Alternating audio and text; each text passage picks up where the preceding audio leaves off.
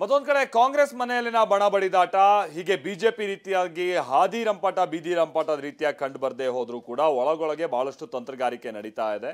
ಅದರಲ್ಲೂ ರಾಜಣ್ಣ ಈಗ ಡಿಕೆ ಬಣದ ವಿಚಾರವಾಗಿ ಸಂಬಂಧಪಟ್ಟ ಹಾಗೆ ಅವ್ರು ಏನು ಹಿಂದೆ ಎಲ್ಲ ಮಾತನಾಡ್ತಾ ಇದ್ರು, ಮತ್ತೊಂದು ಡಿಮಾಂಡ್ ಇಟ್ಟಿದ್ದಾರೆ ಅನ್ನುವಂಥದ್ದು ಗೊತ್ತಾಗ್ತಾ ಇದೆ.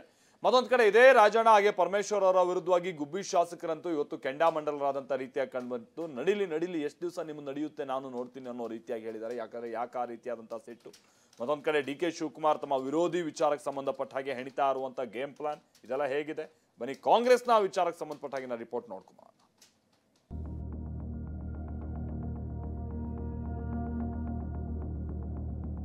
ಎಷ್ಟು ದಿವಸ ಯಾರ್ಯಾರು ಹೆಂಗೆ ನಡೀತವೆ ಅಂತ ಹೇಳ್ಬಿಟ್ಟು ನಾವು ಕೂಡ ನೋಡ್ತೀವಿ.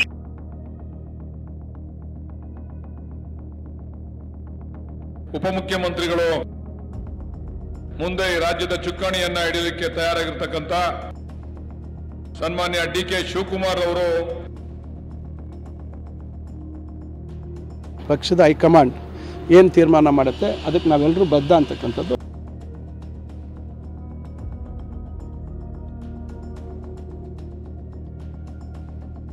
ಯುದ್ಧ, ಅಧಿಕಾರ ಯುದ್ಧ, ಕಾಂಗ್ರೆಸ್ ಮನೆಯಲ್ಲಿ ಪವರ್ ಫೈಟ್. ಯಾವ ಕ್ಷಣಕ್ಕೂ ಏನ್ ಬೇಕಾದ್ರೂ ಆಗ್ಬೋದು, ಮಹಾಕಾಳಗಕ್ಕೂ ಸಾಕ್ಷಿ ಆಗ್ಬೋದು. ಅಂಥದ್ದೊಂದು ಬೆಳವಣಿಗೆಗೆ ಸಾಕ್ಷಿ ಆಗಿರೋದಕ್ಕೆ ಕಾರಣವೇ ಬಣ ತಿಕ್ಕಾಟ. ಹೈಕಮಾಂಡ್ ಎಷ್ಟೇ ಎಚ್ಚರಿಕೆ ಕೊಟ್ಟರು ಎಷ್ಟು ದಿನ ಸೈಲೆಂಟ್ ಆಗಿರ್ತಾರೆ ಹೇಳಿ. ತಮ್ಮೊಳಗಿರುವಂತ ರೋಷ ಒಂದಲ್ಲ ಒಂದು ರೀತಿ ಹೊರಗೆ ಬರಲೇಬೇಕು. ಖರ್ಗೆ ವಾರ್ನಿಂಗ್ ಮರೆತು ಸಿಎಂ ಸಿದ್ದರಾಮಯ್ಯ ಬಣ, ಡಿಸಿಎಂ ಡಿಕೆ ಬಣ ಮತ್ತೆ ಅಖಾಡದಲ್ಲಿ ಮುಸುಕಿನ ಯುದ್ಧ ಶುರು ಮಾಡಿಯೇ ಬಿಟ್ಟಿದೆ. ಕಾಂಗ್ರೆಸ್ನಲ್ಲಿ ಮತ್ತೆ ಜೋರಾಯಿತು ಬಣ ಪಾಲಿಟಿಕ್ಸ್. ತುಮಕೂರಿನಲ್ಲಿ ಡಿಕೆ ಮತ್ತು ಸಿದ್ದು ಬಣದ ಮಧ್ಯೆ ಜಟಾಪಟಿ. ಪರಂ ರಾಜಣ್ಣ ವಿರುದ್ಧ ಸಿಡಿದೆದ್ದ ಗುಬ್ಬಿ ಶ್ರೀನಿವಾಸ್. ಕಾಂಗ್ರೆಸ್ನಲ್ಲಿ ಡಿಸಿಎಂ ಡಿಕೆ, ಸಿಎಂ ಸಿದ್ದರಾಮಯ್ಯ ಬಣದ ಮಧ್ಯೆ ಅಲ್ಲಲ್ಲಿ ಫೈಟ್ ನಡೀತಿದೆ. ಇದೀಗ ತುಮಕೂರಿನಲ್ಲಿ ಡಿಕೆ ಬಣದಲ್ಲಿ ಗುರುತಿಸಿಕೊಂಡಿದ್ದ ಗುಬ್ಬಿ ಶ್ರೀನಿವಾಸ್ ನೇರವಾಗಿಯೇ ಆಕ್ರೋಶ ಹೊರಹಾಕಿದ್ದಾರೆ. ತುಮಕೂರು ಹಾಲು ಒಕ್ಕೂಟದ ಚುನಾವಣೆಯಲ್ಲಿ ಪತ್ನಿ ಭಾರತಿಗೆ ಅಧ್ಯಕ್ಷ ಸ್ಥಾನ ಕೈತಪ್ಪಿದ್ದರಿಂದ ಅಸಮಾಧಾನಗೊಂಡಿದ್ದಾರೆ. ಇದರಲ್ಲಿ ಪರಮೇಶ್ವರ್, ಸಚಿವ ಕೆಎನ್ ರಾಜಣ್ಣ ಪ್ರಭಾವ ಅಂತ ಪರೋಕ್ಷವಾಗಿ ಆಕ್ರೋಶ ಹೊರಹಾಕಿದ್ದಾರೆ. ಎಷ್ಟು ದಿನ ನಡೆಯುತ್ತೆ ನೋಡ್ತೀನಿ, ಗುಬ್ಬಿ ಶಾಸಕ ಕಿಡಿ. ಪರೋಕ್ಷವಾಗಿಯೇ ಪರಮೇಶ್ವರ್, ರಾಜಣ್ಣ ವಿರುದ್ಧ ಅಸಮಾಧಾನ ಹೊರಹಾಕಿರುವ ಗುಬ್ಬಿ ಶ್ರೀನಿವಾಸ್ ಎಷ್ಟು ದಿನ ನಿಮ್ಮದು ನಡೆಯುತ್ತೆ ನೋಡ್ತೀನಿ ಅಂತ ಹೇಳಿದ್ದಾರೆ. ಎಷ್ಟು ದಿವಸ ಯಾರ್ಯಾರು ಹೆಂಗೆ ನಡೀತವೆ ಅಂತ ಹೇಳ್ಬಿಟ್ಟು ನಾವು ಕೂಡ ನೋಡ್ತೀವಿ. ವ್ಯಕ್ತಿಗತವಾಗಿ ನನಗೆ ಅಧಿಕಾರ ಸಿಗ್ಲಿಲ್ಲ ಅಂತ ವ್ಯಾಮೋಹ ಇಲ್ಲ, ನನಗೆ ಅಧಿಕಾರದ ವ್ಯಾಮೋಹ ಇಲ್ಲ. ಇದಿಷ್ಟೇ ಅಲ್ಲ, ಅಧಿಕಾರ ಇದೆ ಅಂತ ಏನ್ ಬೇಕಾದ್ರೂ ಮಾಡಬಹುದು ಅನ್ನೋ ಮನೋಭಾವ ಬೇಡ ಅಂತ ಶಾಸಕ ಗುಬ್ಬಿ ಶ್ರೀನಿವಾಸ್ ಪರೋಕ್ಷವಾಗಿಯೇ ವಿರೋಧಿ ಬಣಕ್ಕೆ ಎಚ್ಚರಿಕೆ ಸಂದೇಶ ರವಾನಿಸಿದ್ರು. ಅಧಿಕಾರವನ್ನು ಪಡ್ಕೋಬೇಕು ಅಂತಕ್ಕಂಥ ಮನೋಭಾವವನ್ನ ಯಾವತ್ತೂ ಕೂಡ ನಾನು ಮಾಡಿರ್ತಕ್ಕಂಥವ್ರು ಅಲ್ಲ. ನೇರವಾಗಿ ಜನರಿಂದ ಪ್ರೀತಿ ಗಳಿಸಿ, ಜನರಿಂದ ವಿಶ್ವಾಸವನ್ನ ಗಳಿಸಿ, ಜನರ ಪ್ರೀತಿಯನ್ನ ಗಳಿಸಿ ಅಧಿಕಾರಕ್ಕೆ ಬರ್ತಕ್ಕಂಥ ಮನೋಭಾವ ಇರ್ತಕ್ಕಂಥ ಇತ್ತೀಚಿನ ಬೆಳವಣಿಗೆಗಳನ್ನ ನೀವು ನೋಡಿ ಗಮನಿಸ್ತಾ ಇದ್ದೀರ. ವ್ಯಕ್ತಿಗತವಾಗಿ ನನಗೆ ಅಧಿಕಾರ ಇದೆ ಅಂತ ಏನ್ ಬೇಕಾದ್ರೂ ಮಾಡಬಹುದು ಅಂತಕ್ಕಂಥ ಮನೋಭಾವವನ್ನು ಕೂಡ ಬೆಳೆಸ್ಕೊಂಡಿರ್ತಕ್ಕಂಥ ಜನ ಈ ಸಮಾಜದಲ್ಲಿದ್ದಾರೆ. ಎಂತೆಂತರ ಹೋಗ್ಬಿಟ್ರು ಈ ಸಮಾಜದಲ್ಲಿ. ನಾನು ಒಂದನ್ನು ಯಾವತ್ತೂ ಮೇಲೆ ಬರಲಿಕ್ಕೆ ಸಾಧ್ಯ ಇಲ್ಲ. ನೀವು ಒಂದು ಮಾತ್ರ ಜೀವನದಲ್ಲಿ ಏನಾದ್ರೂ ಸಾಧನೆ ಮಾಡಲಿಕ್ಕೆ ಸಾಧ್ಯ ಆಗುತ್ತೆ.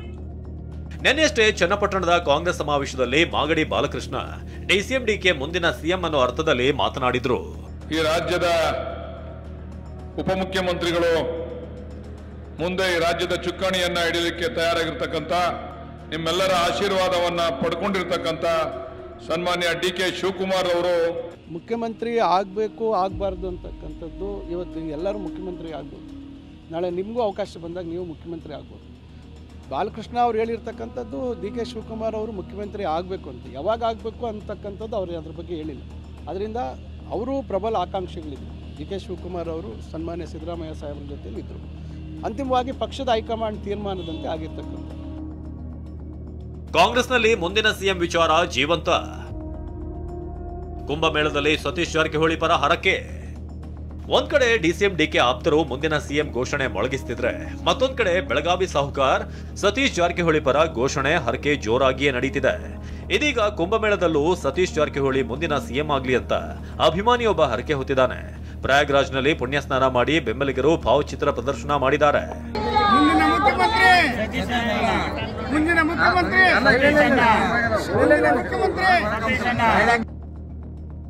ದಲಿತ ಸಚಿವ ಕೆಎನ್ ರಾಜಣ್ಣರಿಂದ ಮತ್ತೊಂದು ಬೇಡಿಕೆ. ವಿಧಾನ ಪರಿಷತ್ಗೆ ಸದಸ್ಯರ ಆಯ್ಕೆ ಸಂಬಂಧ ಪತ್ರ.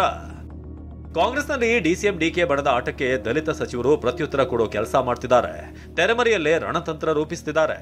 ಇದೇ ವಾರ ಹಲವು ಬೇಡಿಕೆಗಳನ್ನ ಹೊತ್ತು ದೆಹಲಿಗೆ ಹಾರೋಕು ಸಿದ್ಧರಾಗಿದ್ದಾರೆ. ಇದೇ ಹೊತ್ತಿನಲ್ಲೇ ಸಚಿವ ಕೆಎನ್ ರಾಜಣ್ಣ ಮತ್ತೊಂದು ಬೇಡಿಕೆ ಇಟ್ಟಿದ್ದಾರೆ. ಹೈಕಮಾಂಡ್ ನಾಯಕರಿಗೆ ಪತ್ರ ಬರೆದಿರುವ ಸಚಿವರು ಸದ್ಯ ಖಾಲಿ ಇರುವ 4 ಪರಿಷತ್ ಸದಸ್ಯರ ಆಯ್ಕೆಯಲ್ಲಿ ಸಣ್ಣ ಸಮುದಾಯದವರಿಗೆ ಅವಕಾಶ ಕೊಡಬೇಕು ಅಂತ ಆಗ್ರಹ ಮಾಡಿದ್ದಾರೆ. ಜೆಡಿಎಸ್ ಕಾರ್ಯಕರ್ತರಿಗೆ DCM DK open offer. DK ಬಹಿರಂಗ ಆಹ್ವಾನ ಬೆನ್ನಲ್ಲೇ ದಳಪತಿಗಳಿಗೆ ಟೆನ್ಷನ್. ಮತ್ತೊಂದು ಕಡೆ ಕಾಂಗ್ರೆಸ್ ಪಕ್ಷದಲ್ಲಿ ಡಿಸಿಎಂ ಡಿಕೆ ತಮ್ಮ ವರ್ಚಸ್ಸು ಮತ್ತು ಶಕ್ತಿ ಹೆಚ್ಚಿಸಿಕೊಳ್ಳೋಕೆ ಜೆಡಿಎಸ್ ನಾಯಕರನ್ನ ಸೆಳೆಯುವಂತ ಪ್ರಯತ್ನ ಮಾಡ್ತಿದ್ದಾರೆ. ಜೆಡಿಎಸ್ ಕಾರ್ಯಕರ್ತರಿಗೆ ಡಿಕೆ ಓಪನ್ ಆಫರ್ ಕೊಟ್ಟಿದ್ದಾರೆ. ಇದು ದಳಪತಿಗಳಿಗೆ ಟೆನ್ಷನ್ ತಂದಿಟ್ಟಿದೆ. ಈಗಾಗಲೇ ಹಳೆ ಮೈಸೂರು ಭಾಗದಲ್ಲಿ ಆಪರೇಷನ್ ಹಸ್ತ ಆರಂಭ ಮಾಡಿರುವ ಕೈಪಡೆ ಜೆಡಿಎಸ್ನ 6-7 ಶಾಸಕರಿಗೆ ಗಾಳ ಹಾಕಿದೆ. ಪಾಪ ಜನತಾದಳದ ಕಾರ್ಯಕರ್ತರು ಪಾಪ ಅವ್ರಿಗೆ ಹೇಳ್ಬೇಕು, ಇನ್ಯಾಕೆ ಅವರನ್ನು ಇಲ್ಲಿ ಟೈಮ್ ವೇಸ್ಟ್ ಮಾಡ್ಕೊಳ್ಳೋದು ಬೇಡ. ಮುಂದಕ್ಕೆ ಬೆಂಗಳೂರು ದಕ್ಷಿಣ ಜಿಲ್ಲೆ ಇದಕ್ಕೆ ಒಂದು ಹೊಸ ರೂಪವನ್ನು ಕೊಡುವಂಥದ್ದು, ನಿಮ್ಮ ಆಸ್ತಿ ಮೌಲ್ಯಗಳನ್ನ ಹೆಚ್ಚಿಸುವಂಥದ್ದು, ನಿಮ್ಮ ಬದುಕಿನಲ್ಲಿ ಹೊಸ ರೂಪವನ್ನು ಕೊಡುವಂಥದ್ದು. ಆ ಕೆಲಸಕ್ಕೆ ನಾವೆಲ್ಲ ಸೇರಿ ಒಗ್ಗಟ್ಟಿನಿಂದ ಕೆಲಸ ಮಾಡೋಣ ಅಂತೇಳಿ ಅನೇಕರಿಗೆ ನೀವು ತಿಳುವಳಿಕೆ ಕೊಡುವಂತ ಕೆಲಸ ಕೂಡ ತಾವು ಮಾಡಬೇಕು. ಒಬ್ಬ ವ್ಯಕ್ತಿಗೋಸ್ಕರ ಇಡೀ ಪಕ್ಷವನ್ನೇ ಬಲಿ ಕೊಟ್ಟದ್ದಂತ ಚರಿತ್ರೆ ನಾನೀಗ ಚರ್ಚೆ ಮಾಡಬೇಕಾದಂತ ಅವಶ್ಯಕತೆ ಇಲ್ಲ. ಇನ್ನು ಗೃಹ ಸಚಿವ ಪರಮೇಶ್ವರ್ ಮಾತನಾಡಿ, ಪಕ್ಷಕ್ಕೆ ಯಾರನ್ನ ಸೇರಿಸಿಕೊಳ್ಬೇಕು ಅಂತ ಅಧ್ಯಕ್ಷರೇ ನಿರ್ಧಾರ ಮಾಡೋದು ಅಂದ್ರು. ಅದೇನೇ ಹೇಳಿ, ಕಾಂಗ್ರೆಸ್ ಮನೆಯಲ್ಲಿ ಪವರ್ಗಾಗಿ ನಡೀತಿರುವ ಬಣಬಡಿದಾಟ ತೀವ್ರತೆ ನೋಡ್ತಿದ್ರೆ ಮುಂದೆ ಯಾವ ಬದಲಾವಣೆಗೆ ಕಾರಣವಾದ್ರೂ ಅಚ್ಚರಿಯೇನಿಲ್ಲ. Bureau report, ಟಿವಿ9.